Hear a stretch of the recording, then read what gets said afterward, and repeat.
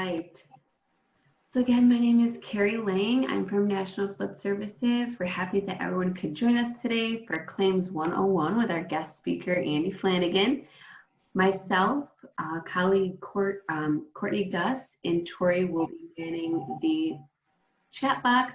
If you can, please mute your audio, and any questions Andy will take care of at the end, or if you want to put them in the chat box, we'll make sure that we read them out loud at the end.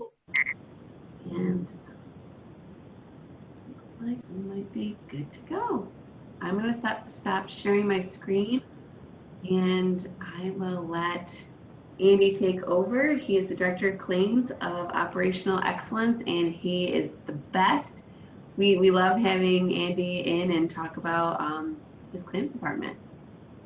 And actually, first I'm going to run a poll. That's why we have a couple people. You guys can just answer our poll question. We'll let that run for maybe 2 minutes. While you guys are polling, I'll introduce myself. My name is Andy Flanagan. I am Claims Director for Operational Excellence at National Flood Services. I've been in the insurance industry for 18 years now, 2 years here at NFS, another 3 years managing flood claims at a very large carrier that you'd all recognize.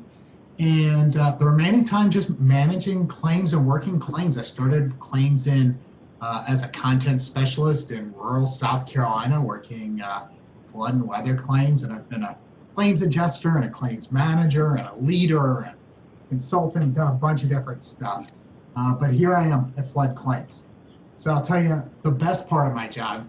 Carrie wanted to tell the best part. There's lots of tough parts. The best part of my job is really helping people finish out or get back to normal after an event.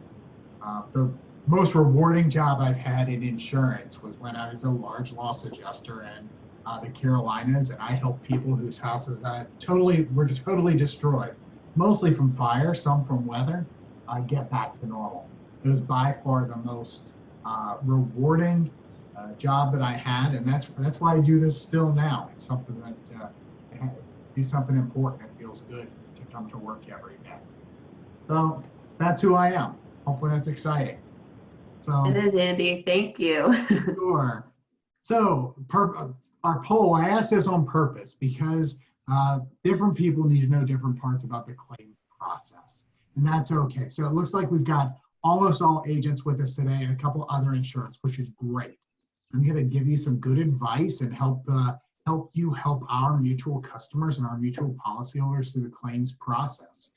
It's a really scary process for them, right? It's a stressful, scary time for somebody whose most valuable possession or most costly possession is damaged, what they've spent the most money on in their life. We want to help get them through that. We want to put some structure around it, especially around in the flood space, and help them both before, during, and after an event.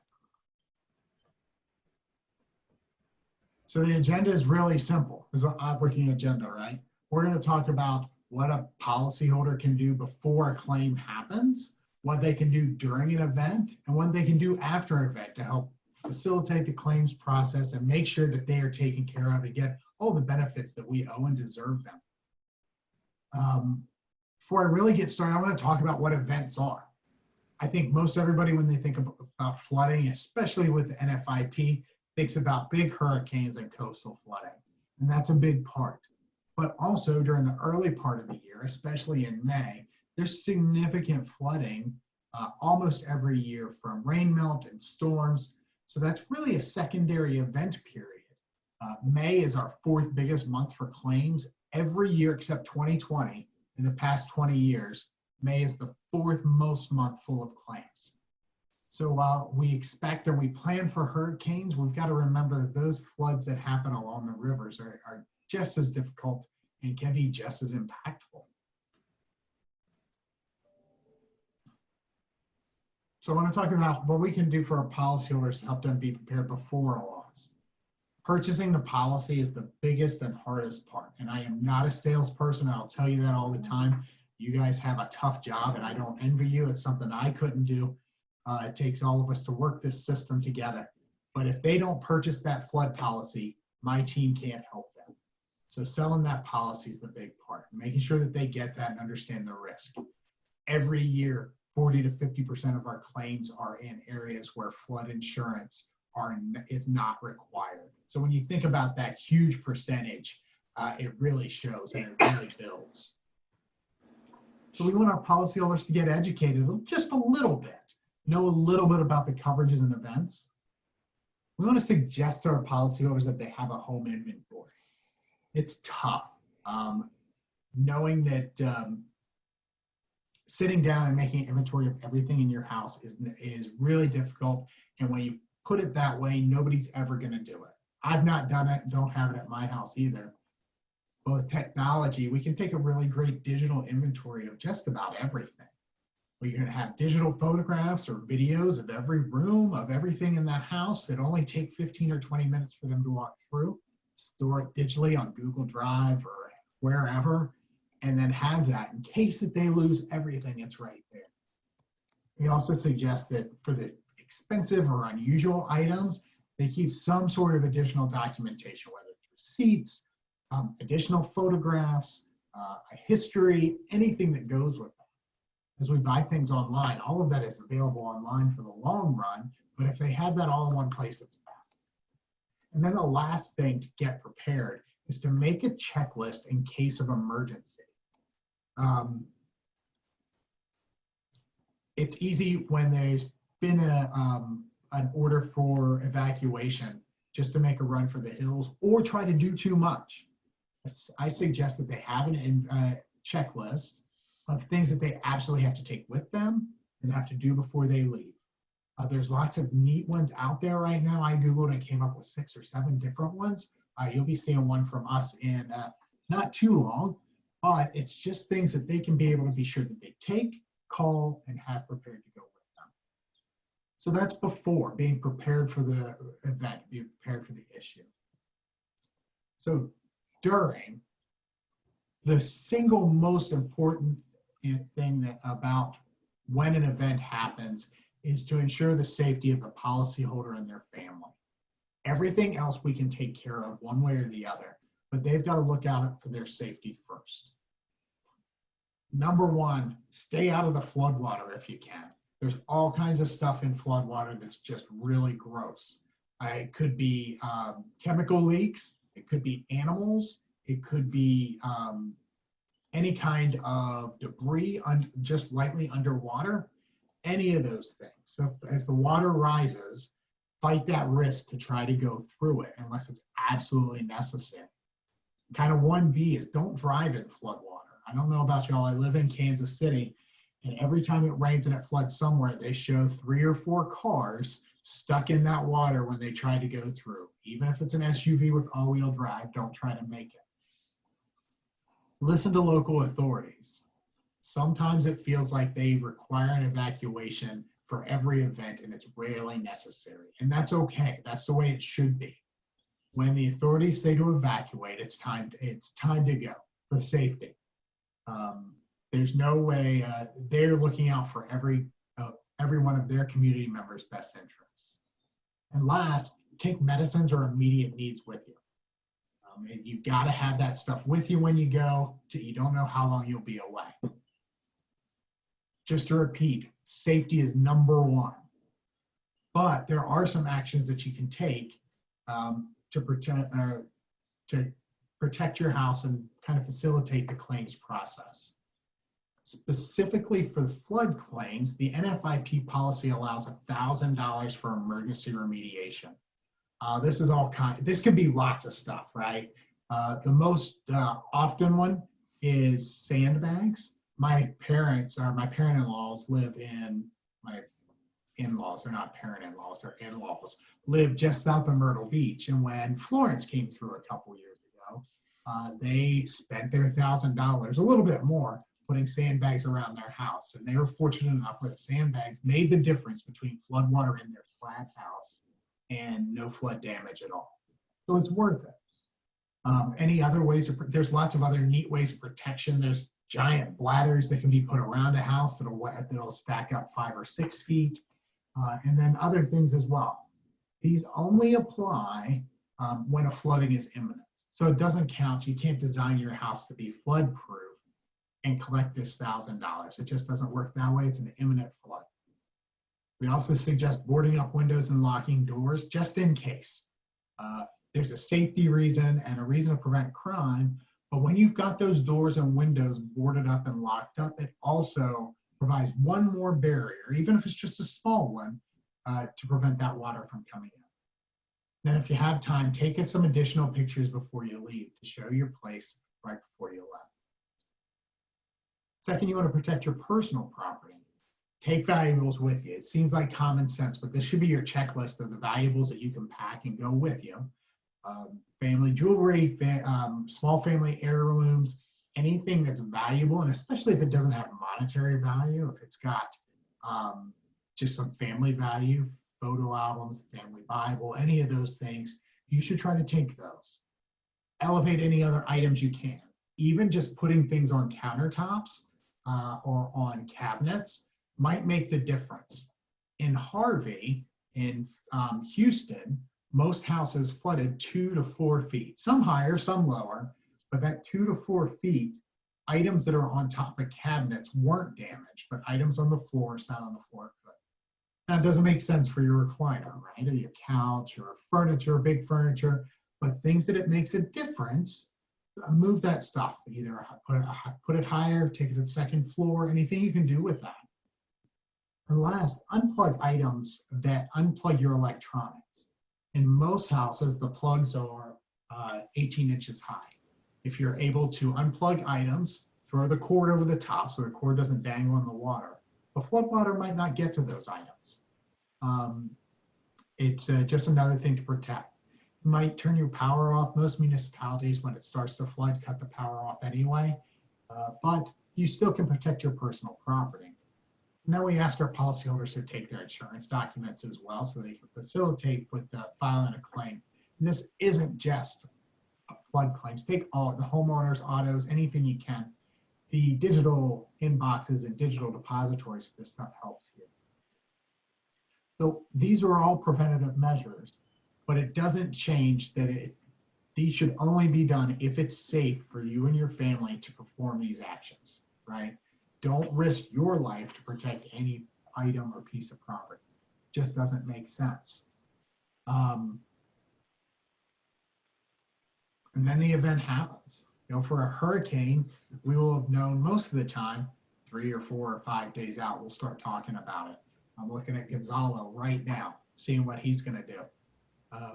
You'll have time to plan, time to adjust. Flash flooding, you might not have the time to plan. But after you've been gone, after you come back, you've got, you know that you've got some damage. There's some work to do. It's not easy, it's not fun, but it is something that our policyholders need to take care of.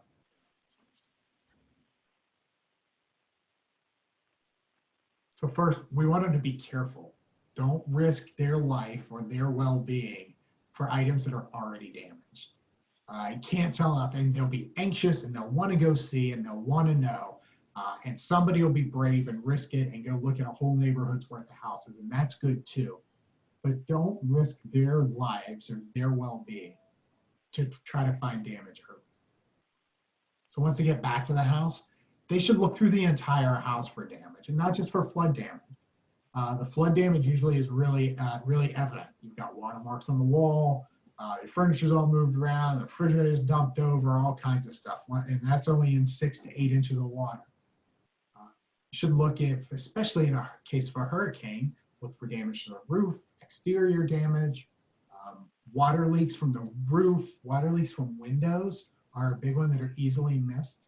Just look for all of that damage so they have a good idea of what they're dealing with.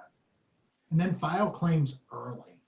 You know, not everybody is able to file a claim on the first day, but the earlier file a claim, the earlier the service that we can get to. And file all the claims that you can. If you know you've got homeowners, auto, umbrella, whatever else is damaged or whatever else you need to file, go ahead and file those so you've got them moving. You want to protect the house and contents from further damage. I'm going to hit on this just a little bit further here in a minute. And last, take care of immediate needs. When, especially if the entire house is damaged, you'll need a place to stay. You'll need a place to settle your family, kids, dog, cat, whatever. Take care of that stuff first. The house will still be there once you know where you're staying. Now, it shouldn't take days or weeks, but consider your family first before you really worry about the building. So we talked about filing a claim quickly. For NFS, we have 3 ways we can file a claim. Especially in a giant event, myflood.com is the quickest and most efficient. It's the least amount of steps. The customer, the policy owner can do it any time of day or night. And that claim goes directly into our claim system. You can also file it by phone. There's a phone number on the deck page of just about every policy. I haven't looked at all of them, but just about every policy has how to file claims, and that's okay. It's also on our website, likely on your carrier's website as well, where to file claims. And most carriers are able to forward a flood claim filing from their normal claims line. All of those ways by phone. Some of our population just prefers to work by phone, and that's okay. Newer generation and some others prefer to do things online. And then there's always the option for y'all to file the claim for them. They can contact you. You can put you've gotten good directions, hopefully from your leadership, about how to file a claim the best way. You can do it online or by phone, either one. I'll tell policyholders every time, though, if an entire community or neighborhood is damaged, your office as the agent's office may be damaged too. And while you would be glad to help them or would hope to help them, we can take a little bit of that additional pressure off you if they can file their claims themselves. All 3 of these are equally good for us. We get your claim and move your claim forward from there. The biggest thing, again, is just to make sure that claim gets filed pretty promptly so that we can make sure that we're moving as quickly and have the materials and staffing that we need.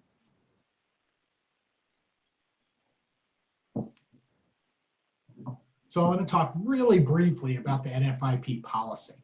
I think there's other classes about the policy itself. It's complex. The good thing about this policy is that it is online. It doesn't change. It's the same carrier to carrier. But there are some really specific things about it that differ from a homeowner's or a commercial policy. The covered items are direct physical damage from water, and it's very specific and tight on direct physical damage. If the water didn't touch the item, it's rarely that item is covered under our policy. Some exceptions and some common sense rules, but that's mostly the line. And it goes for dwelling or personal property.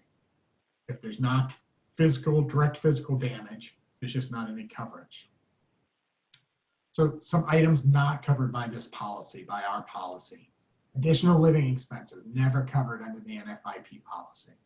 There usually are options for grants or loans or other help from FEMA or local authorities and when the community is damaged as a whole, but this policy isn't one of those. Mold or consequential additional damage isn't covered.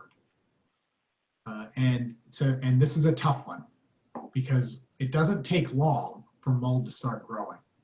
So my first real big storm was South Carolina, where some flooding happened, and it was 100 degrees, and mold started growing almost right away in those houses, really before anybody was allowed to get back in it. The guidelines we follow are if a customer did what they could do, or a policyholder did what they could do within reason to mitigate their damages, the mold is not excluded. If they leave their property and don't take any attempt or any work to try to mitigate their damages, the mold probably isn't covered. It's a tough decision, but it's encouraged. The government wants to encourage everybody to mitigate their damages as the time comes. And then, our policy has some special coverage limitations. Basements have 19 items that are covered, and that's it. Special flood zones have different items for elevated and non-elevated, pre and post firm, all of those different coverage items come into place. Non-primary residences are only at ACV and have some other additional coverage limitations. So there are some limitations and some differences there. Now, two things. First, the legal disclaimer that I have to say is refer to the policy language for specific coverage. That's an easy one. Second is we're not throwing any of our policyholders out there to sort through this themselves.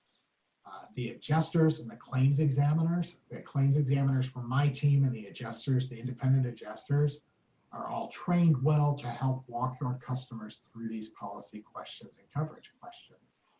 And my team in particular is trained and prides itself on finding every bit of coverage that we can find for a policyholder when they have a loss. That's our goal every time, to pay for as much covered damages as we can, to find every bit. That's just what we enjoy doing. Andy, can I jump in and ask a quick question? Sure. From our chat box, would you mind verifying if loss is paid in ACV or replacement cost? It's a good question. We'll come back to it. I won't let that one slip away, okay? All right, thank you. All right. So when a claim happens, all kinds of just mayhem is going on, right? It's just the policyholder has a whole bunch of people who are most of them trying to help them. And it's all in good, trying to do good for that policyholder. Y'all are trying to talk to the policyholder to make sure they have everything they need. Contractors start beating on their door, usually day one. The insurance company examiner, my team, trying to get a hold of the policyholder. The independent adjuster is trying. Their friends and family want to give them good advice or tell them about how they've been through it. Local authorities are giving them instructions that they have to follow, or scheduling debris pickup, or all kinds of stuff. Good Samaritans might just be coming out of nowhere to help, whether it's the Red Cross or somebody else. The policyholder might have other insurance claims with homeowners or auto or whatnot. And then they have this whole other group, the same group there. And then public adjusters might be involved too. And even attorneys, plaintiffs' attorneys, start knocking on doors pretty soon after a big event, depending on location. I won't disparage public adjusters and attorneys. They have a place in our system, but hopefully we're able to provide the service to our policyholder where they won't need that help from them. So what we want to do, and what my team wants to do, is help our policyholder navigate through this, build a little structure. This is a simple version, but is a version of the claims process. It assumes that nothing really gets out of whack, which is unusual, but this is the way it works. At the beginning, the part that I left off is where the policyholder files their claim or has a flood event and files their claim. Somebody from my team, the claims examiner, contacts the policyholder within the same day. Sometimes that stretches longer during large events, and we bring on as much staff as we can, but sometimes it just stretches a short bit longer. We try to contact them in a bunch of different ways, though. We try by phone, we try by email, and then we use a communication portal that has video chat and text messaging and photo and document sharing to try to make their job easier and make their world easier, and the communication's all in one spot. It's not for everybody, and that's okay. We have about 70% of our policyholders that have a claim use that system, that claim experience portal. So we use all those ways to try to communicate with our policyholder. Just about at the same time, the independent adjuster is trying to contact the customer as well to set an inspection. So the examiner is in the office and represents the insurance company. The independent adjuster is going to go out and inspect the loss. We're trying to work together to get out on site as soon as we can. The independent adjuster completes their inspection. They meet with the policyholder almost every time. They talk about coverage. They talk about anything in particular that's special about the claim or unusual. They give good advice about mitigation and whatnot. But they submit some items to the claim or to the carrier. In the middle there, we're able to offer an advance payment to the policyholder.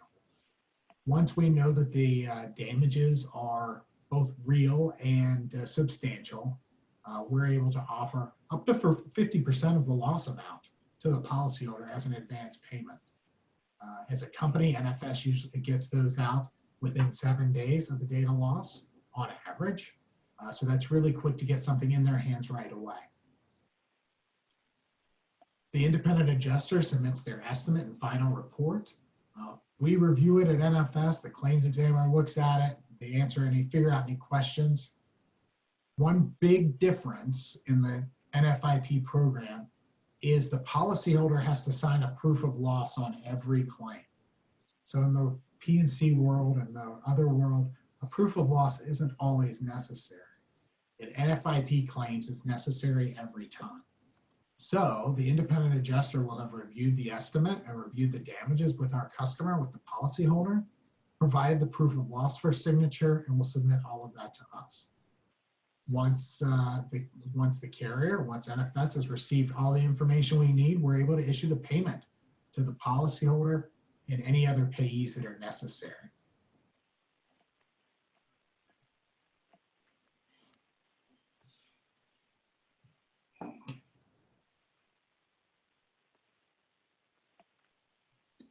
This one, okay. So, what should a policyholder do? How should they be ready for that claims process? Two things they should do. First, protect the property from further damage. FEMA describes it as separating damaged and non-damaged items, which I think is an odd way to put it, but I get it. They want non-damaged items to be, or damaged items to be ready for inspection when we get them. The policyholder is responsible for mitigating their loss, right? Removing wet materials to get the building dry. It could include flooring, walls, insulation, maybe some cabinets. They should keep a sample of each one of those items to show the adjuster if they're not able to leave them on site. So the customer doesn't need to be the one that does this. Hiring a mitigation contractor is okay. It's some of them will be available in some areas, especially in the smaller or medium-sized events. There'll be mitigation contractors. FEMA has a very limited focus of what they cover in mitigation. The claims examiner and the independent adjuster are both able to provide that. And FEMA actually posted on their website. We'll be talking about some of the additional information or additional links I can give you of what is covered under their mitigation program. It is acceptable and reasonable. It works within IICRC standards. So all of that, they're able to provide the mitigation contractor with the information they need to provide damage mitigation that's covered under our policy. So the policyholder should also save samples of materials and items removed. We don't need all of the carpet from the main floor. Save us samples of each individual type of carpet, and if it goes the whole way through, a sample is perfect. 1 foot by 1 foot or 18 inches square is great. Look for areas of damage that they want to show the adjuster, that they want to be sure the adjuster doesn't miss. They can write on their walls, circle them, whatever they'd like to do, just show where those damages are. It's easy to miss things when the adjuster is there. The adjuster is usually there for a couple hours, but you want to make sure that they're able to see everything that they can the first time.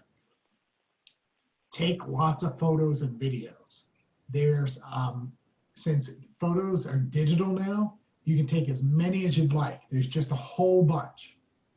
And then last, they'll have to do a personal property inventory. And this works a little bit different than the rest of the industry. The NFIP policy pretty clearly says that the policyholder has to build their inventory of items. So they've got to provide the quantity, description, brand name, approximate age, model and serial numbers, and the replacement cost of those contents. So what we can do to help our customer with that, there's three things really. The adjuster, when they come out, can help. They'll be able to show which items should be listed, help discern which ones are damaged, help document the specific things about the items with their serial number. And serial number doesn't go just to electronics. Also, most furniture has some sort of stamp on the underneath that covers it, or that describes it. So all of those items. Second, we'll provide a format to have that, and multiple formats. In Claim Experience, our communication portal, there's a simple form that they're able to work on their phone or tablet or computer to add those items.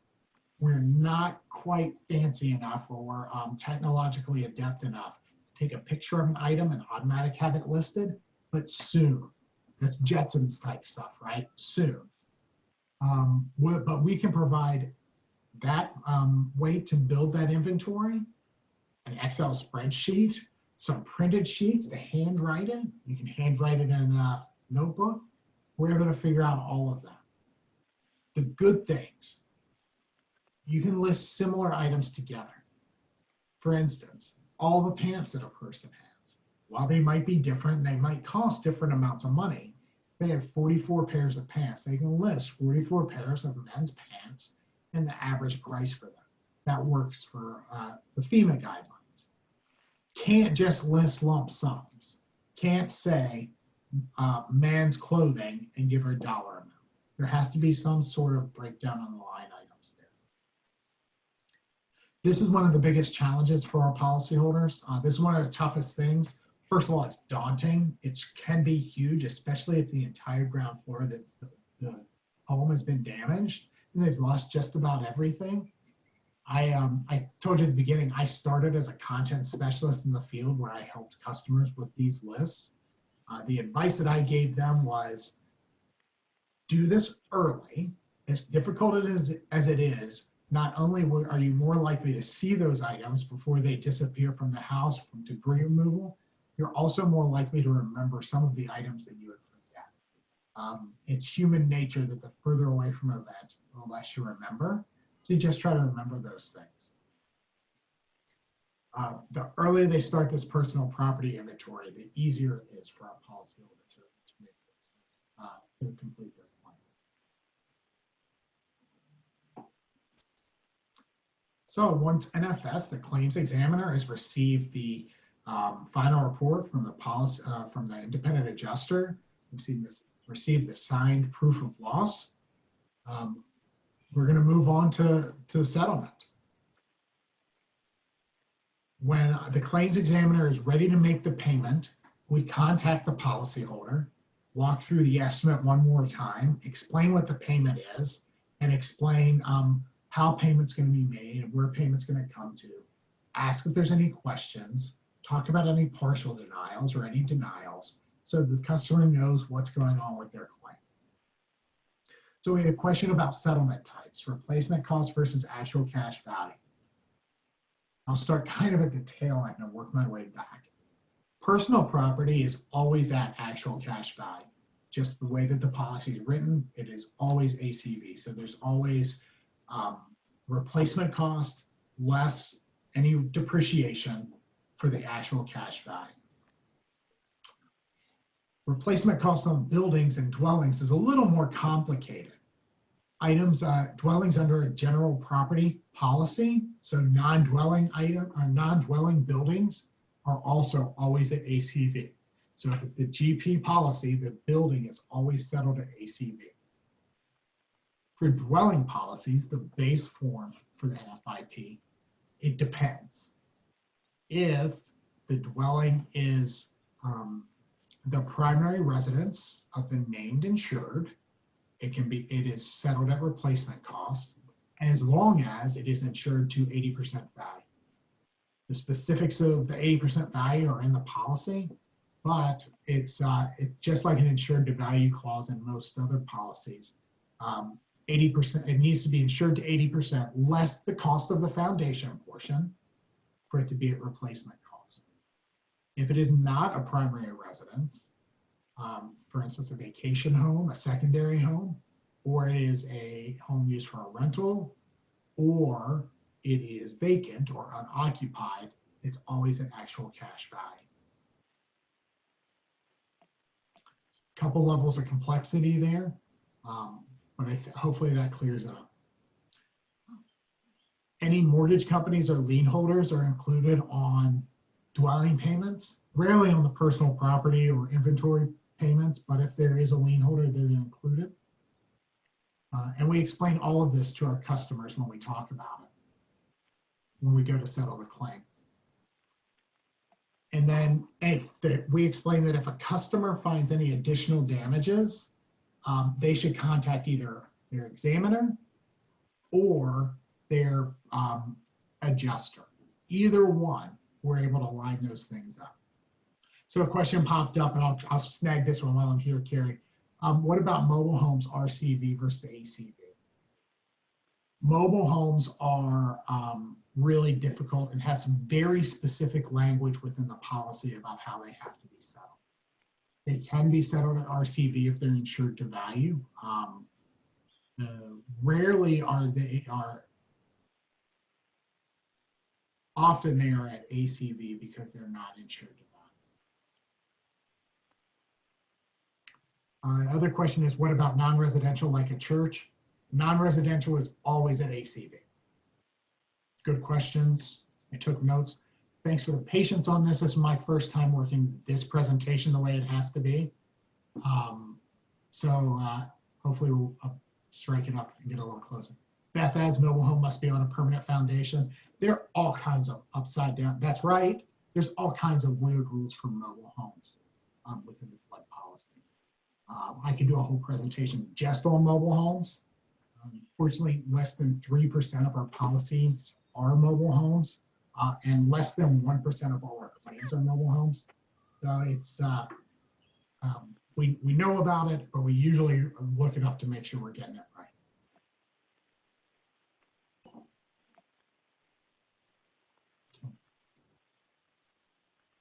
So the customer's been paid. Now how are they going to get their house repaired? We can't provide a contractor for them. We can't provide a referral, but we can give some good advice on how to choose a contractor. And it really depends on the type of event. I would, for my house, depending on how much the damage is, I may ask for neighbors, friends for a referral. I move every couple of years, so I don't know a whole lot of contractors where I'm at. We're looking for somebody that's trustworthy, that understands restoration repairs. A remodeling contractor and a restoration contractor aren't the same thing. And there's lots of great remodeling contractors, but they may not be great at restoration.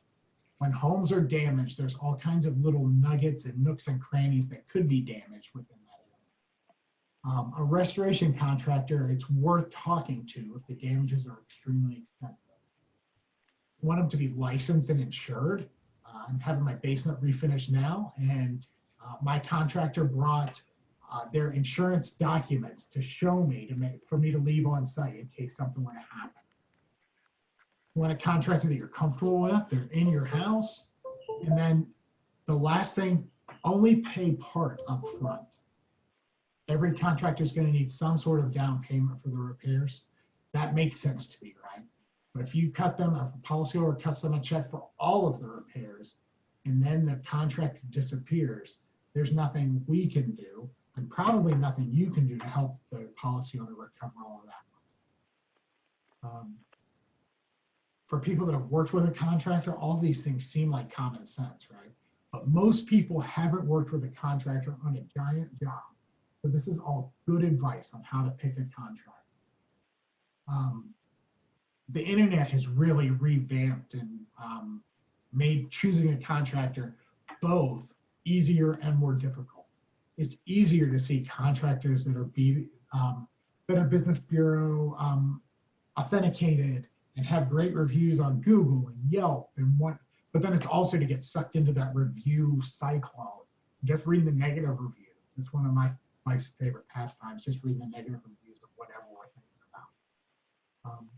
The internet shows a lot of different contractors and a lot of possibilities. In a giant event, in a Harvey type event, or a Katrina or a Sandy type event, contractors will be scarce. Finding a contractor could be difficult. We learned a lot from Harvey about helping restoration contractors not make contact or not get information for our mutual customers, but just get into the right area with the right staffing to make mitigation repairs and then to make some of the more simple repairs. So choosing a contractor is tough. Keeping with them or working with them or working with a schedule. This is another thing that could be a full another hour of discussion. How to work with a contractor and what a contractor needs. The policyholder, the biggest thing is the policyholder should understand what the policy of the contractor is doing and have a contract. And that the contract shouldn't just say repairs. It should be very clear about what work is being done.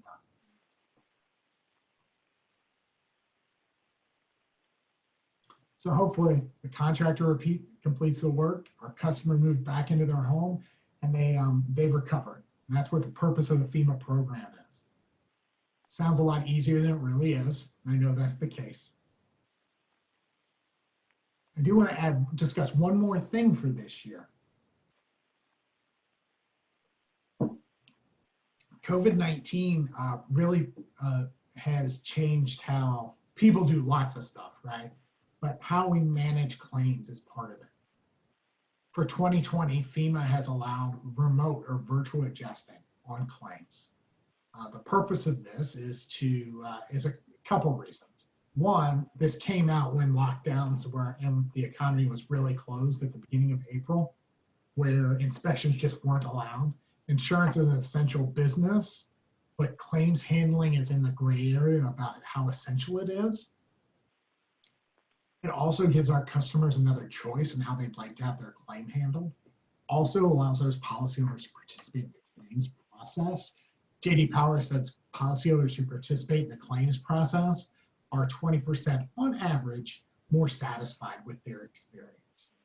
So we give all of that, but the biggest part was it's a safe method for adjusting simpler claims. This probably doesn't work when the whole house is damaged. But if it's a garage or a basement or one or two rooms, we're able to do remote adjusting. The adjuster uses a video conferencing app. They usually set an inspection time with the policyholder. The policyholder downloads this app to their phone and walk around while they video conference the claims adjuster to investigate the damages, document the damages within the FEMA guidelines, and build an estimate together. Lots of companies in the P&C world use this. I think almost all of them use it in one way or the other. This is new for flood insurance this year. We got it up and running and started in April. So if a big storm hits in one of these areas where coronavirus is prevalent and customers don't want an inspection or an inspection is not possible, we do have a method to move those claims forward. So again, this is new for this year. We're still figuring it out, but we're pretty great with it. The results, we move claims through the process approximately 25% faster. In April, half of our claims went through remote adjusting. It's decreased since then, since adjusters, some people just prefer to have an adjuster come out, and that's okay too. But we've found a way, and we're pretty confident in the worst case scenario, we're going to be able to help take care of our customers. So I have some additional resources for you. There's not any big surprises here.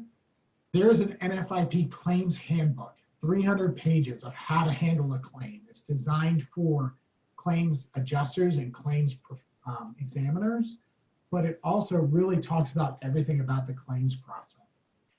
If you enjoy some really dry reading, it is there for you. The best resource is floodsmart.gov. This is the NFIP program website. It's really great and has some claims information. It has some flood insurance and general information, all kinds of items. This is well designed for the 21st century. Has information in good chunks. FEMA.gov also has some information that's outside the flood insurance program. For instance, if additional expenses are, housing expenses are needed, or grants are needed, or anything that goes along with that. Local municipalities are also a good source of resources. They'll be able to tell you about the flood plain and a bunch of other items. The NFS website also has a bunch of videos and training videos that talk about the policy and the claims process and the writing of the policy and all of that. I can't believe I left that off the list when it might have been the most important one. But anyway, all of those additional resources are better. And I'm glad to provide anything additional that I can give that to Carrie to pass on to you. So that's really the end of what I've got. 3 things to remember. Keep your family and yourself safe in case of a flood. Anything else we can take care of or figure out. Take plenty of photos, and don't hesitate to ask questions of the claims examiner, claims adjuster, anybody else involved there. So that's all I've got. Thank you so much, Andy, and thank you everyone for joining. This is being recorded, so everything that Andy went over today, we will post at probably in a couple of days on our National Flood Services website. If you have any questions for Andy, feel free to email me and I can forward them on to him. And if you have any feedback, of course, we love to keep everything updated, and we love hearing how everyone likes our sessions. And Andy, we did get some good feedback. People are very excited and Great. thought the information was very beneficial. I'm happy to give any more. I love talking about claims. Thanks for having me. If you have more questions, don't hesitate to ping us. I don't mind answering those. Yes, thank you so much. If anyone has any questions before we let you go, we're about 10 minutes early, but feel free to ask away.